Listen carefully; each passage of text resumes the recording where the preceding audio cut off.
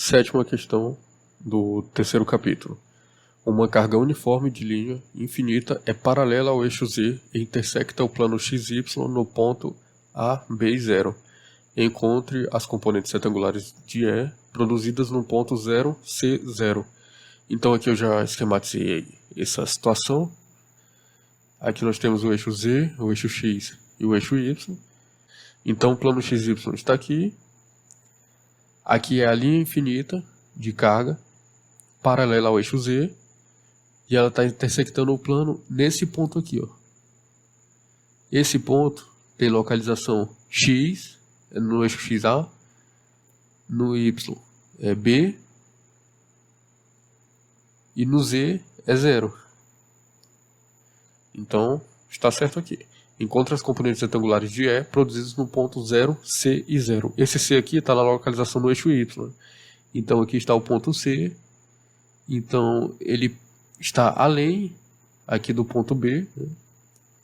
Que a questão pede é que esse ponto aqui seja usado como ponto de fonte. Então essa linha vai produzir um campo aqui. Nós temos que calcular esse campo. Nós vamos começar escrevendo a expressão para o cálculo do campo elétrico aqui no caso de uma distribuição contínua de cargas. Então usando integração, que é essa situação, né? Aqui tem a constante, então o que deve ser integrado é o elemento de carga, né? A distância é macroscópica e o versor também não é integrável. Então esse dq' está relacionado com uma variação aqui, então um elemento de arco, porque é unidimensional, é uma linha, né? E é uma carga uniforme. Então a distribuição é um lambda, com lambda constante. Então a distribuição de carga não vai aumentando conforme a posição aqui no fio. Então lambda, como isso aqui está paralelo à direção de Z, eu vou escrever dz'. Então a densidade de carga é a carga dividido por uma variação aqui nesse eixo. Então no fundo a nossa integração vai ser em relação a Z. E aqui já aparecem essas linhas, né? Eu adoto sempre essa convenção, o livro do Wagner também, que o que tiver linha está relacionada com a fonte. Então está relacionada com a linha carregada. As variáveis que não tiverem linha é porque estão relacionadas com o ponto de campo, que é o ponto que está sendo calculado, ou simplesmente são as que não são relacionadas com a fonte. Isso é necessário para evitar confusões. Então aqui nós temos o R sem linha. Então se ele não tem linha, ele não está relacionado à fonte desse campo elétrico. Então ele está relacionado ao ponto de campo. A localização dele aqui é 0 no eixo X, 0 no eixo Z e C no eixo Y. Já o R' é o vetor posição que localiza o elemento de carga, a variação aqui nesse fio.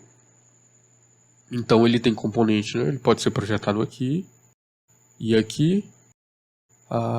Ele vai ter a componente A na direção de X, vai ter a componente B na direção de Y, e em Z ele vai ter a componente Z mesmo, na direção de Z, porque esse Z aqui vai variar. Então vai ser primeiro usado o elemento de carga aqui, depois a integração vai pegar um elemento de carga deslocado, depois um outro mais para cá. Então esse Z tem que variar para que seja contado todo o fio, né? E o vetor R grande é o vetor usado aqui na expressão do campo elétrico. Então ele é definido dessa seguinte forma: R menos R'. Dá para constatar isso daqui vetorialmente também, olhando a posição aqui das setas, a orientação dos vetores. Então vou substituir essas duas informações aqui, e eu tenho o R, que está só na direção de Y, menos o R'. Então eu tenho CY menos ax mais by mais z na direção de z. Esse vetor de R, nós podemos ver que ele vai da carga até o ponto de campo. Então ele que deve ser considerado na expressão do campo elétrico, como está sendo feito aqui. A distância que deve ser considerada aqui é o módulo desse vetor, certo? E a direção do campo é a direção desse vetor. Então está tudo coerente aqui. Nós vamos precisar do módulo, né, desse vetor. Então o módulo de R é igual a... Eu vou só melhorar essa situação aqui. Então vou continuar reescrevendo aqui o vetor de R, que ele pode ser escrito como menos A na direção de X, mais C, menos B na direção de Y, menos Z na direção de Z. Agora sim, eu vou pegar o módulo dele, que é só pegar as componentes a raiz quadrada das componentes ao quadrado aqui. Então, A ao quadrado mais C menos B ao quadrado mais Z ao quadrado elevado a 1/2. Quando eu for substituir tudo isso aqui, eu vou substituir também, vai ficar uma integração agora em Z. A integração em Z precisa dos limites de integração, né?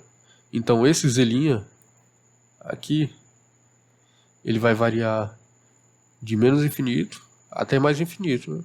Que é uma linha infinita. Fazendo isso, a última coisa que vai faltar substituir vai ser o versor de R. O versor de R é encontrado fazendo o quociente entre o campo, o vetor R e o módulo de R. Então vou fazer essas substituições aqui. A integral agora vai ser em relação a Z', né? Que tem os limites de integração de menos infinito a mais infinito. O dq' agora é lambda dz'. E esse versor de R, eu vou usar essa igualdade aqui para substituir por vetor R sobre o módulo de R. Mas aqui já tem o módulo de R ao quadrado. Então aqui no denominador agora vai ficar módulo de R ao cubo. Como esse lambda aqui, eu vou considerar ele constante, né, que é a forma de resolver essa questão, já que a questão deu uma função para lambda dependendo de Z. Eu vou tirá-lo da integral. Então vai ficar lambda sobre 4π epsilon zero, uma integral aqui de menos infinito a mais infinito. Esse vetor R eu vou substituir por essa expressão aqui. E ainda tem aqui o dz'. Só uma coisa que eu esqueci aqui é que a notação de linha, né, aparece aqui nessa variável. Porque esse Z faz parte do R', né? Ele está localizando a altura do elemento de carga. Então ele é relacionado com a fonte e leva a linha, né? Então, linha aqui, aqui e aqui. Então aqui também vai aparecer linha agora. E agora eu vou copiar o denominador, né? Que é o módulo de R. Então o módulo de R é esse parênteses elevado a 1/2. Só que se eu quiser o módulo de R ao cubo, eu elevo essa equação aqui ao cubo, né? Então eu vou ter R ao cubo igual esse parênteses elevado a 3/2. Então aqui eu já montei a expressão para calcular o campo elétrico. Mas aqui é uma expressão vetorial, né? Eu vou separar aqui o campo elétrico da seguinte forma. Ele é um vetor, né? Então vou escrever com a componente x na direção de x, mais a componente y na direção de y, mais a componente z na direção de z. E essa componente aqui é obtida através do produto escalar do vetor por essa direção, né? Então se eu fizer o produto escalar desse vetor aqui pelo vetor de x, eu obtenho o EX, e assim respectivamente. Isso é feito para retirar a natureza vetorial aqui dessa expressão, né? E fica mais fácil de trabalhar com uma expressão escalar. Então isso eu faço da seguinte forma. O EX é igual ao campo E, produto escalar com o vetor de x. Mas como aqui a constante é escalar, o denominador não pode ter natureza vetorial, aqui o indicador de integral também não. Então Esse produto escalar vai agir aqui nesse parênteses, que é onde tem a natureza vetorial, né? Então ele vai ser distribuído e vai atuar em cada vetor. Eu vou escrever isso agora.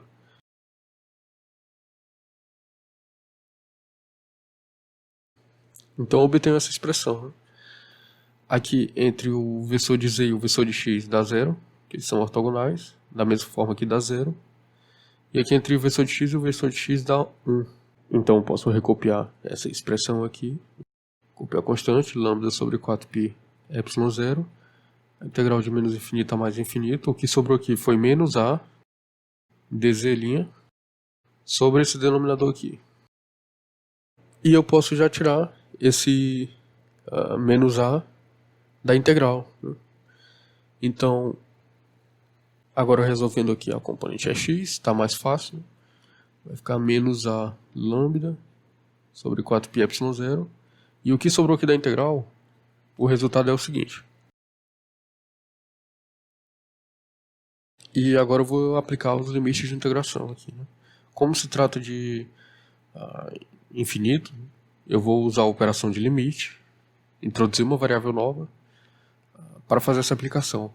Mas eu já posso tirar aqui dessa aplicação do teorema fundamental do cálculo essa expressão aqui no denominador, porque isso daqui não depende de z', que é a variável analisada aqui no caso. Então vou repetir. Igual a lambda sobre 4π epsilon zero. Aqui esse menos a sobre a ao quadrado mais c menos b ao quadrado. E agora aqui eu vou ter que introduzir uma variável nova para trabalhar com o limite, né? Eu vou usar alfa. Então quando alfa tende a mais infinito, que é o limite superior. E aqui onde tiver z', eu vou substituir por alfa. Então essa é a aplicação do limite superior, menos, agora eu vou fazer a aplicação do limite inferior. Vou introduzir a variável beta, quando beta tende a menos infinito. Então essa é a aplicação do limite inferior. Então uma forma de resolver rapidamente esse limite é ver aqui que o resto da expressão aqui só tem constantes. Então esse alfa ao quadrado vai crescer, né, muito rápido, vai dominar, isso daqui vai ser insignificante. Então vai ficar raiz quadrada de alfa ao quadrado, que dá alfa. Então esse alfa simplifica com alfa e essa expressão toda resulta em 1. Mas eu vou fazer isso daqui de uma maneira mais formal. Então aqui no denominador eu vou colocar o alfa ao quadrado em evidência, né, dentro dessa raiz. E eu vou fazer a mesma coisa aqui na variável beta aqui embaixo. Vou deixar em evidência, beta ao quadrado. Então agora que eu fiz isso, eu posso usar uma propriedade de radiciação aqui. Eu tenho o produto entre dois termos aqui na radiciação, eu posso separar como produto de dois radicais, um de cada fator desse aqui. Então, isso aqui eu reescrevo como a raiz de alfa ao quadrado vezes a raiz desse parênteses. Então o denominador por enquanto já consegui escrever dessa forma. Agora eu tenho raiz quadrada de alfa ao quadrado. Isso daqui, a rigor, é o módulo de A. O módulo de alfa, no caso, né? Eu vou relembrar aqui do lado a definição de módulo, né? Então, o módulo de um número qualquer, por exemplo, P é igual a P se P for maior que zero, ou é igual a menos P se P for menor do que zero. Então, pode fazer o teste com um número positivo e um número negativo. Então, dependendo se for positivo, entra nessa sentença. Se for negativo, entra nessa sentença e coloca o sinal de menos para trocar o sinal, né, para obter o valor absoluto.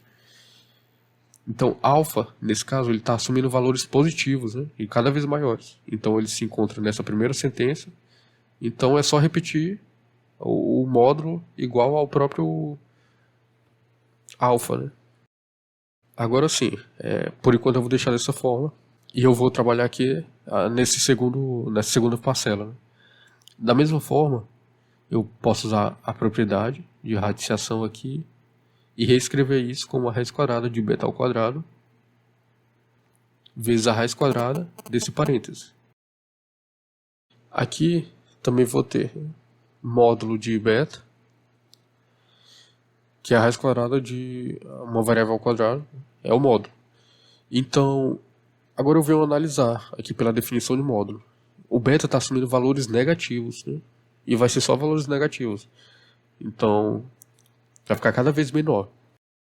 A sentença que se encaixa nessa situação é de beta ser menor do que zero. Então, para eu tirar do módulo, eu simplesmente escrevo como menos beta.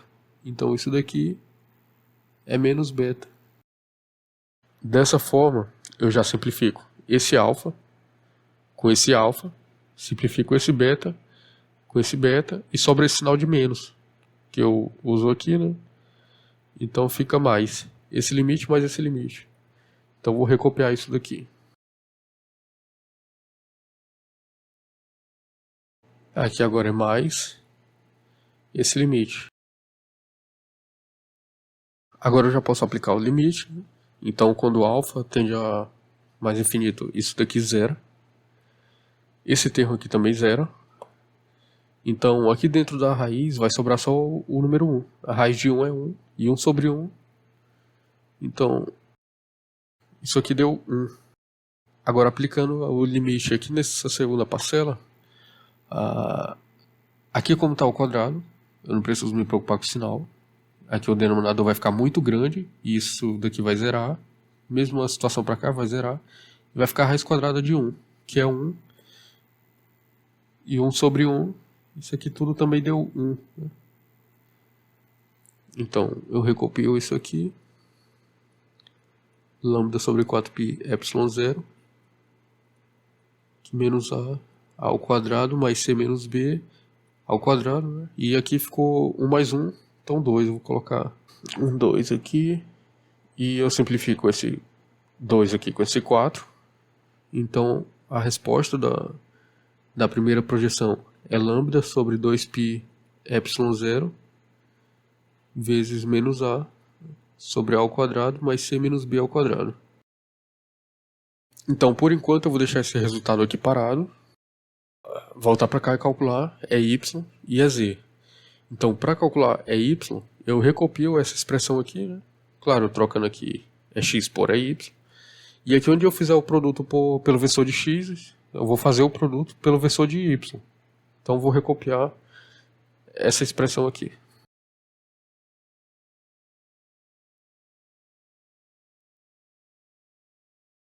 Então, essa daqui é a projeção, né? Do campo E na direção de y. Isso daqui vai zerar, são ortogonais.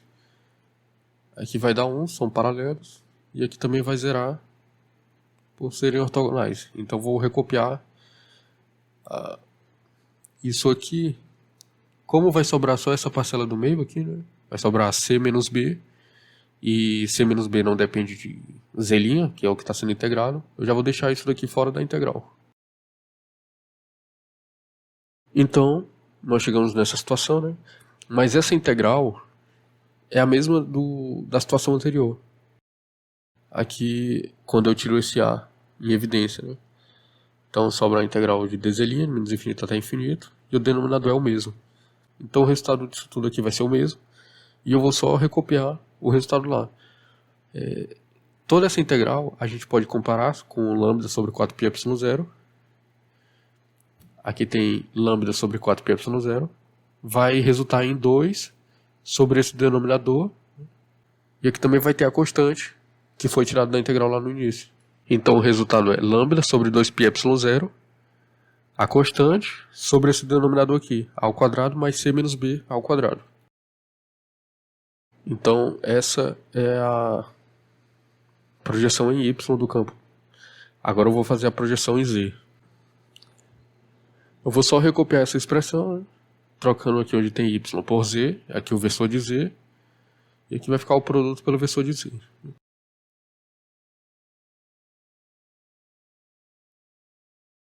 Então aqui essa parcela vai zerar, que eles são ortogonais.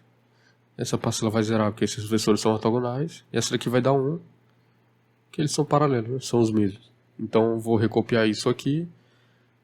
E eu não posso deixar esse z' em evidência. Quer dizer, fora da integral, porque agora a integral é em z', né? Mas eu vou deixar o sinal de menos fora da integral. O resultado dessa integral é esse, aplicado em menos infinito a mais infinito. E aqui eu vou precisar introduzir a operação de limite, como eu venho fazendo. Então, limite, quando alfa tende a infinito, de menos 1 sobre aqui onde tiver z', que é a variável que eu integrei, eu vou substituir por alfa. Agora, menos limite de a outra variável ser beta, tende a menos infinito, né? De menos 1, aqui onde tem z' eu vou substituir por beta. Essa é a aplicação aqui dos limites da integral. Eu vou resolver isso aqui de uma forma mais fácil, sem colocar nada em evidência, só vou pensar o seguinte. Aqui no caso é alfa, né? Esqueci de substituir. Agora sim, alfa ao quadrado. E aqui o beta ao quadrado. Então aqui só tem o alfa ao quadrado, mais essas constantes. Então, esse denominador, apesar da raiz quadrada, vai ser muito grande, porque aqui está tendendo a infinito. Então, vai ficar menos 1 sobre alguma coisa muito grande, e isso daqui vai tender a 0. Para fazer isso de forma assim, mais formal, é só repetir o procedimento que eu fiz no primeiro limite, lá, colocar o alfa ao quadrado em evidência, então ele vai sair da raiz quadrada como o alfa, e vai ficar menos 1 sobre alfa, essas duas partes vão zerar, e assim vai. Aqui da mesma forma. Aqui o beta está assumindo valores negativos, né? Só que ele está ao quadrado. Então, não tem nenhum problema aqui. É um número real também. Um número real muito grande. Então, a raiz quadrada de um número real muito grande vai continuar grande, né? E esse denominador vai tender ao infinito junto, fazendo com que essa fração aqui zere também. Então, aqui fica 0 menos 0. Multiplicado por isso daqui, a gente vê que dá 0. Essa é a componente z. Então, vou voltar lá no desenho da questão e tentar obter também uma explicação física para que esse campo não tenha componente em z. Bom, a explicação é o seguinte. Eu peguei esse elemento de carga, então eu estou avaliando o campo aqui. Então, o campo gerado por esse elemento de carga, ele pode ser decomposto em 3 dimensões, né? Então, ele vai ter a componente x, a componente z aqui para baixo e a componente y para cá. Se eu pegar um simétrico aqui em relação ao plano xy, eu vou pegar um elemento de carga aqui embaixo, ele também vai gerar um campo aqui, que vai ser decomposto em x também para lá, em z para cima agora, né? E em y para cá. Então, a componente em z dessa daqui vai se anular com a componente em z dessa, enquanto que a componente em x vai somar com essa e y vai somar com essa, e elas não serão nulas. Então, existe uma simetria aqui. Então, tá aí duas explicações para que a componente z do campo tenha zerado. Agora a gente pode voltar para cá e substituir o que nós encontramos. Por exemplo, o Ex, ele vale isso aqui, ó, lambda sobre 2π epsilon 0 vezes menos a sobre a ao quadrado mais c menos b ao quadrado. Então essa é a componente Ex na direção de x, mais agora eu vou escrever a componente AY, que é essa daqui, componente EY. Então essa componente é y, né, na direção de y, mais a componente z, que deu 0, na direção de z. Então essa é a expressão do campo elétrico, mas dá para organizar melhor, porque a lambda sobre 2π0 aparece nesses dois termos não nulos, e o denominador que também é igual. Então eu posso melhorar essa expressão. Então, dessa forma aqui, fica escrito o campo elétrico, né, nessa componente, e nós encontramos as componentes retangulares, até voltei com ela para cá, encontrei a expressão completa, e assim a questão fica completamente resolvida.